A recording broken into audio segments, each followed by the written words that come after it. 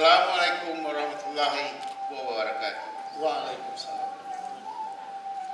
Dengan rahmat Allah Ta'ala, serta berkat junjungan Nabi SAW, tangan kerangkeh, jari bersusun, rela jemaah kami minta.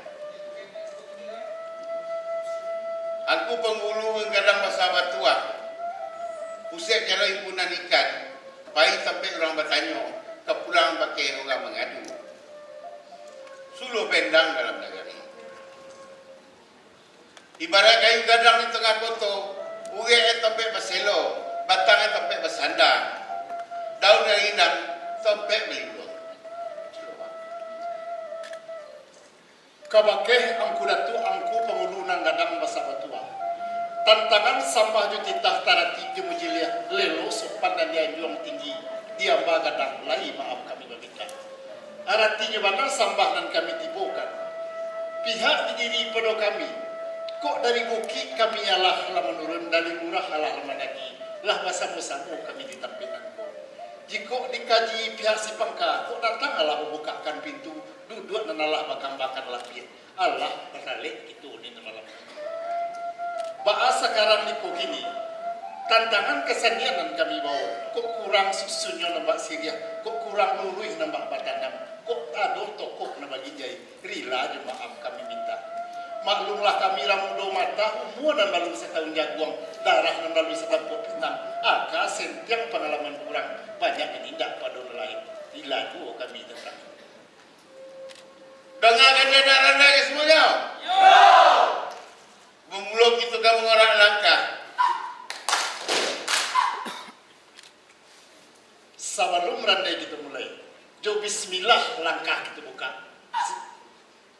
Bismillahirrahmanirrahim.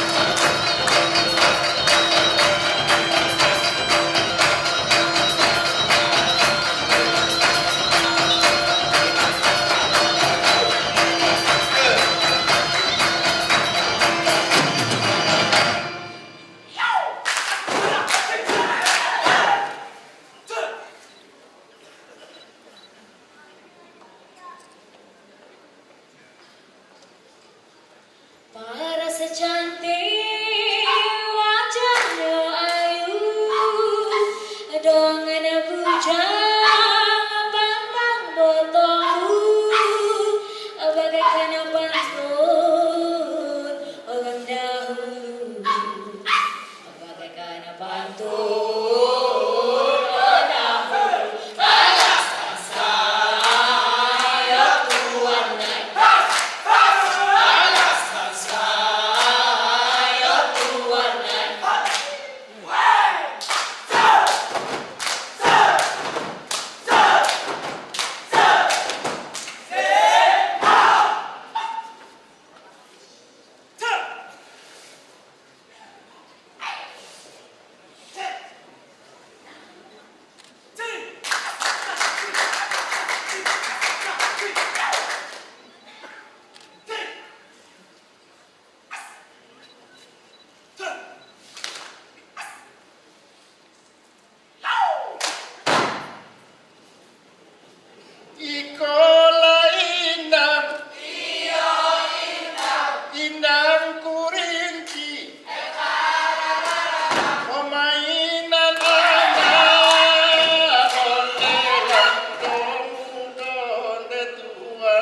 Allah